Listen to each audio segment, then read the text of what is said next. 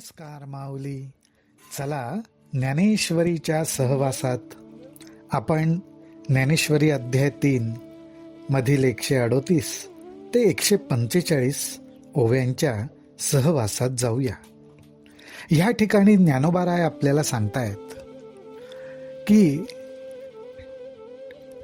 अनादिकालापासनं सुरुवातीपासनं चालत आलेलं हे चक्र आहे.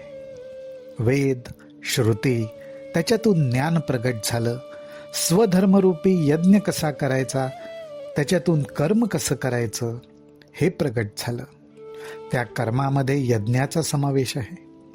त्या यज्ञामुळे पर्जन्य अर्थात पाऊस निर्माण झाला. पावसाच्या साह्याने अन्न प्रगटलं आणि त्या अन्नावरती सर्व जीवसृष्टी उभारली गेली. हे चक्र पहिल्यापासून चालू आहे. ज्ञानोबाराय म्हणतात, ह्या चक्राचा जो मान राखणार नाही आणि हा मान न राखता केवळ आपल्या इंद्रियांना सुख मिळेल ह्या दृष्टीनेच जो कर्म करेल त्याचं जीवन व्यर्थ आहे. ते सार्थक नाही. त्या जीवनाला काही अर्थ नाही. ते जीवन म्हणजे दोषांनी भरलं जाईल. ज्ञानोबाराय सांगतात, ऐशी हे आदी परंपरा संक्षेपे तुझ धनुर्धरा सांगितली या अध्वरा लागवनिया. म्हणून समूळ हा उचितू स्वधर्मरूप क्रतू ना अनुष्ठी तो मत्तू लोकीये.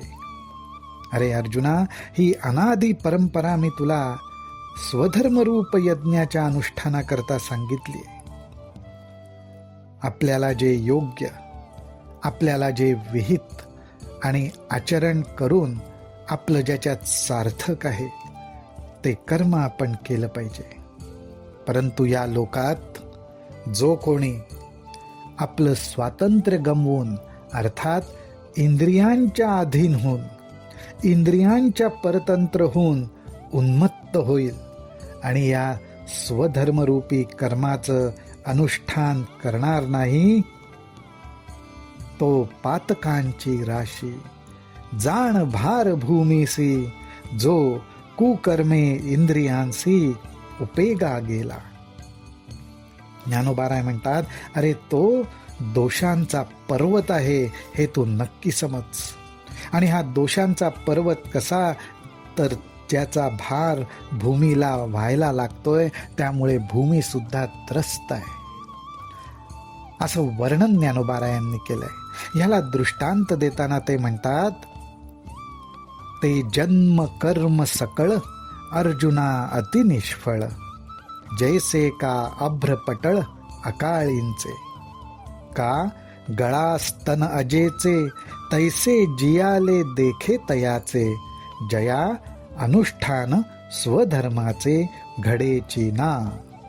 ज्याच्याकडून स्वधर्माचं अनुष्ठान घडत नसेल त्याचं जीवन कसं आहे, तर ज्याप्रमाणे अयोग्य वेळी उगीच आकाशामध्ये ढग गोळा झालेत, पण ना पावसाची आवश्यकता आहे आणि ना ते पावसाचे ढग आहेत, नुसतेच गोळा झालेत, त्याचा काहीच उपयोग नाही, ते जसे निरर्थक आहेत.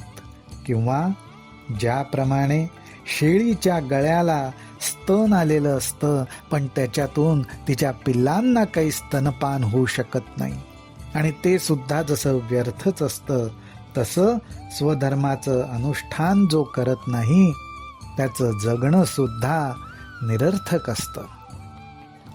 माऊलींची एकच कळकळ आहे की आपल्या साधकांचं जीवन हे सार्थक लागावं आणि त्यासाठीच स्वधर्माने आचरण करण्याचे जे मोजके नियम आहेत माऊली, आपण ते सांभाळले पाहिजेत. म्हणून ऐके पांडवा हा स्वधर्मू कवणे न संडावा सर्व भावे भजावा हाची एकू.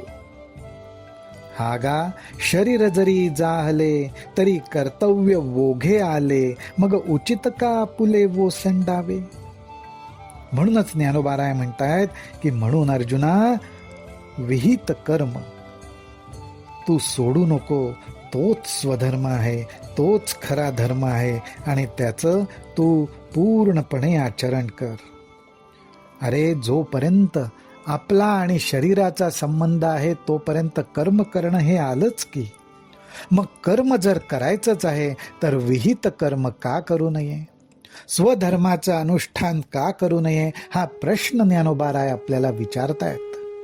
जर शरीराशी संबंध आहे आणि शरीराच्या साह्याने कर्मच घडतं तर स्वधर्माचं अनुष्ठान का करू नये? भजनच करायचं असेल तर स्वधर्माचंच भजन करा, त्याने तो पुरुषोत्तम परमात्मा सुद्धा प्रसन्न होतो. हे ज्ञानोबाराय आपल्याला सांगतायत. ही ज्ञानोबारायांची तळमळ आहे, कळकळ आहे. हे ज्ञान ते आपल्यापर्यंत पोचवतायत. ज्ञानोबाराय पुढे म्हणतात, परिसपाम सव्यसाची मूर्ती लाहोनी देहाची खंती करीती कर्माची ते गावंढे गा. अरे, हे शरीर प्राप्त होऊन ज्यांना स्वधर्मरूपी कर्म करण्याचा कंटाळा येतो त्यांना काय म्हणावं? त्यांना मूढ, त्यांना मूर्ख, अज्ञानीच म्हटलं पाहिजे.